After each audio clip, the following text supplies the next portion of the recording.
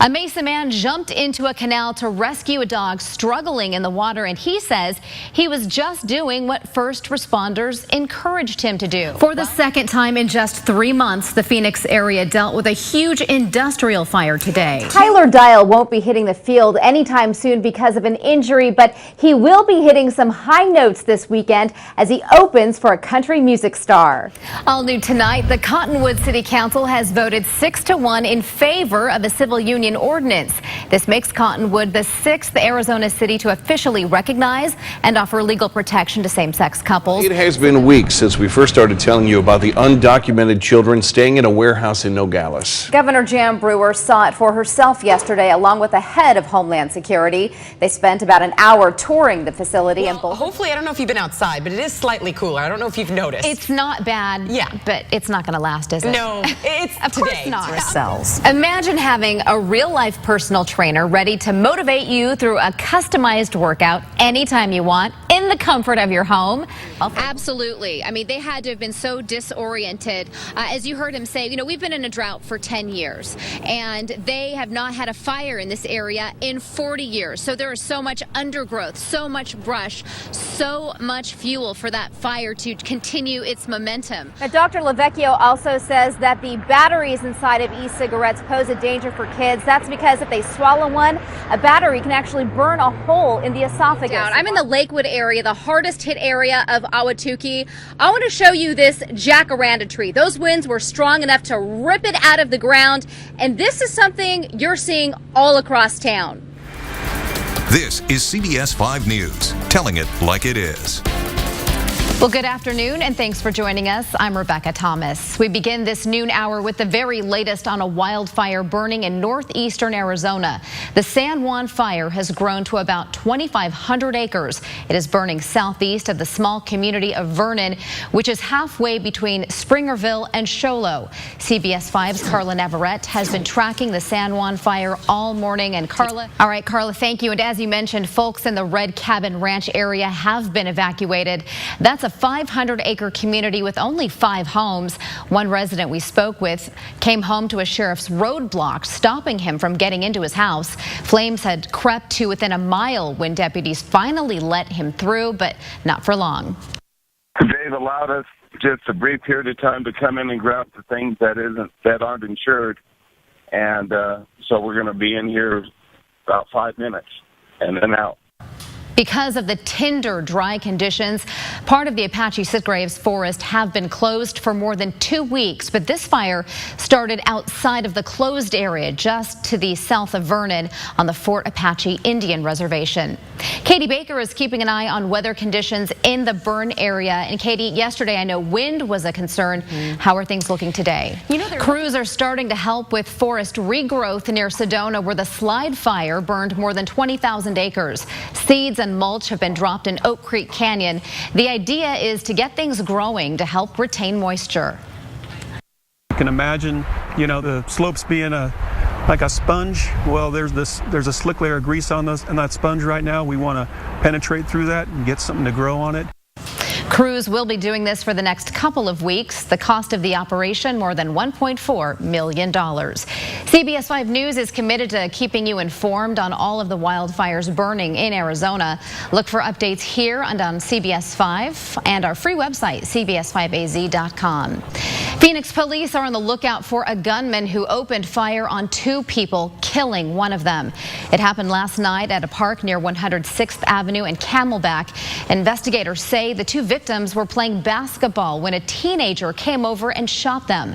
22-year-old Dershawn Stard died. His 14-year-old friend was hurt. Police believe this is gang-related. If you have any information, they do want to hear from you. Just 3 months after the new F-35 landed at Luke Air Force Base, the Pentagon has grounded the jet. Luke officials confirmed operations have been suspended until further notice. This comes after a fire broke out on board a jet based in Florida. The pilot wasn't hurt, but Air Force officials say they want to make sure the aircraft is safe before any other F-35s take off. A Mesa man jumped into a canal to rescue a dog struggling in the water, and he says he was just doing what first responders encouraged him to do. Well, the dog freaked out and started biting Timothy Walsh in the face and shoulder.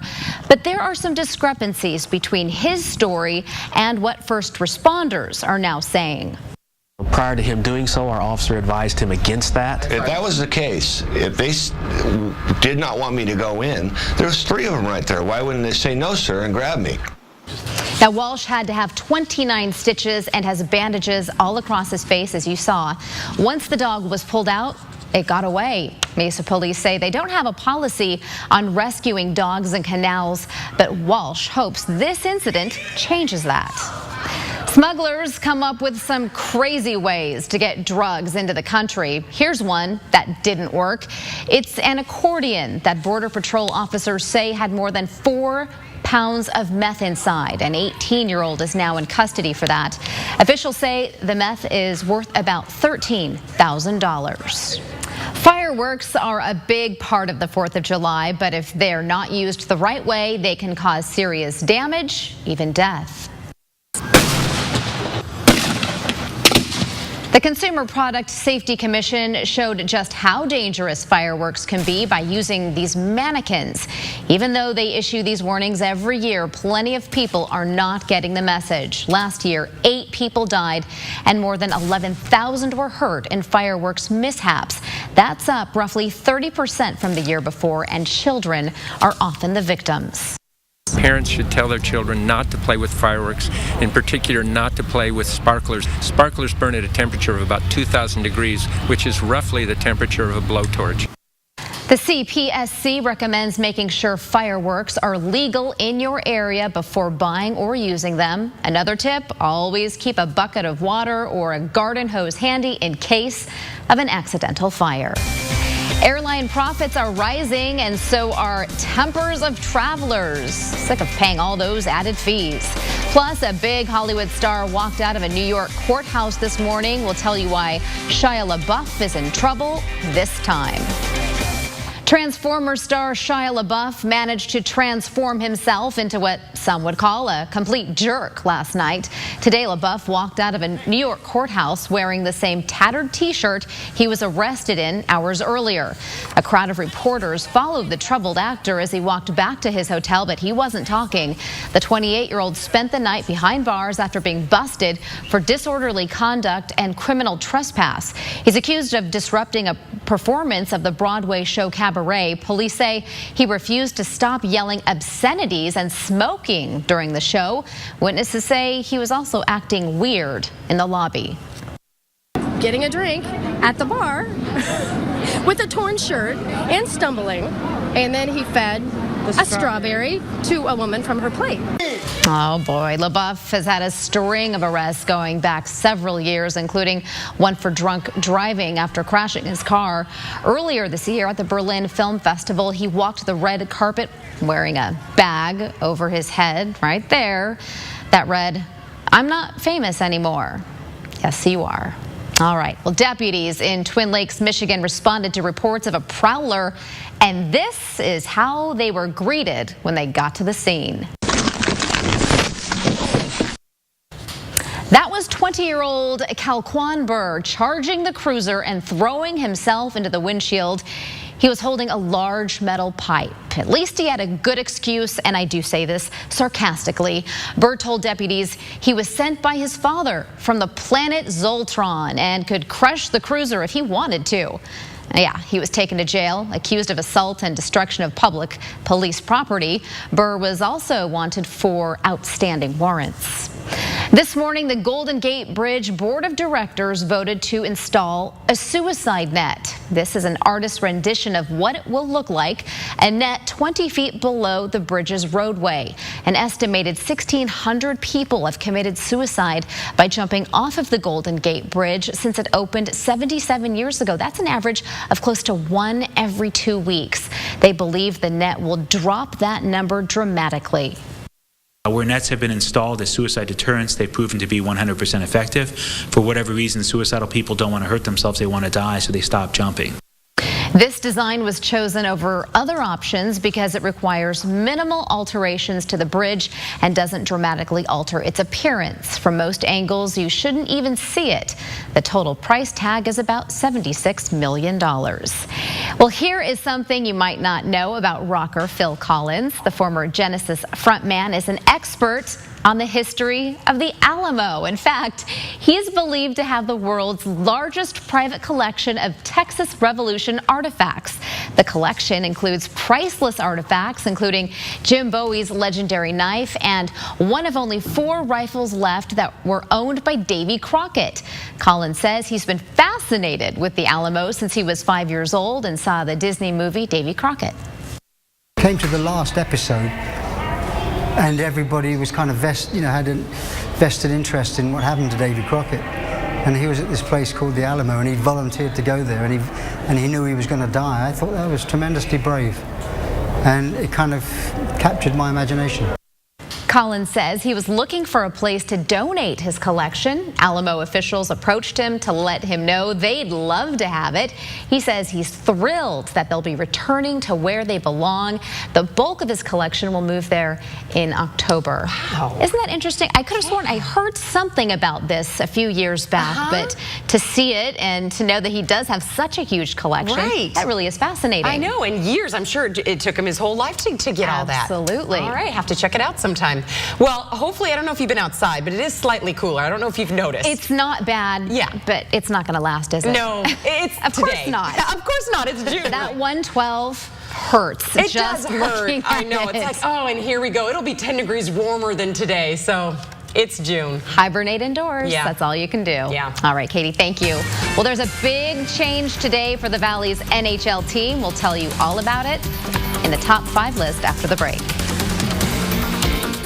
Well, the wind is a real concern. Right now, wind speeds in this area are about 15 to 20 miles per hour. Yesterday, the weather pretty much cooperated with firefighters. For the most part, we had low humidity and lighter winds for most of the day. That allowed the fire to lie down and smolder, which is why you're not really seeing any smoke behind me. But right now, I am looking north and watching a thunderstorm roll in, and gusts associated with that could pose a real threat to firefighting efforts. Although 80 miles an hour is unlikely, the potential is there for stronger winds than what we saw on Sunday afternoon. Sunday being the day 19 firefighters were killed as they battled the Yarnell Hill fire during severe thunderstorm conditions. Not seeing a whole lot of change really into the weekend. We're going to have thunderstorm potential each day. If we don't have the winds, things just kind of lay down. It makes it very easy to go after and pick up. Once the winds kick up, it really starts to become a problem. It makes it very difficult to control the fire. Today, helicopters continue to douse the burn area with water. And of course, there are the men and women on the ground. About 500 firefighters working to protect homes in Yarnell and Peoples Valley. A fire retardant dropping DC-10 and fixed-wing planes are on standby. The fire, which has already charred about 8,400 acres and destroyed an undetermined number of structures in Yarnell, is burning through dense, low-lying shrubs and gullies and not kicking up much smoke, but that can quickly change. Could, with the 80-mile-an-hour winds, expect to see extreme fire behavior, rapid rates of spread, long flame lengths. Right now, you are looking north toward Prescott and Flagstaff, which is where the storm is right now, heading our direction. Wind speeds from that, again, could pose a real problem for firefighters, and fire behaviorists and meteorologists here from the National Weather Service are keeping a very close eye on the conditions. Again, there is still no containment for this fire, so mandatory evacuation orders for Yarnell and Peoples Valley remain in effect. In Peoples Valley, Rebecca Thomas, CBS 5 News. Well, Barbie Thomas wouldn't call herself amazing. In most respects, her life is very much like anyone else's, except where we would use our arms and hands, she uses her legs and feet. I think the only limits that we really have are the ones we put on ourselves.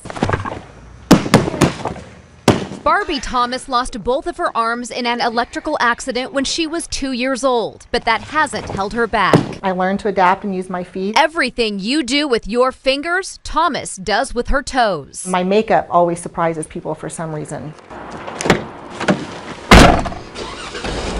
Yes, she uses her toes, as she does when she drives, exercising incredible flexibility. I use my right foot on the steering wheel and my left foot on the gas and the brake pedals. Thomas can do just about anything. It's an attitude and reality she grew up with. I played soccer, I did swim team, I took dance. She says she's always been active, but about 10 years ago, Thomas began participating in fitness competitions. I love it because you actually have to show some athleticism, show some kind of talent. You have to get up there and perform. In addition to strength training and cardio, this 37-year-old practices gymnastics 4 days a week to eventually incorporate in her routines. A lot of the reason I keep going is just to prove to myself that I will get up on that stage and do those darn flips and show everyone that I can, show myself that I can do it or that I will do it. Stick it, she will, no doubt about it. And Thomas has her 2 teenage sons to cheer her on. My motto has always been, can't is not an option, and they know that. And in fact, they have to remind me sometimes. Well, Thomas will be competing again next year, and if you would like to know more about this amazing Arizonan, visit CBS5AZ.com. Back to you.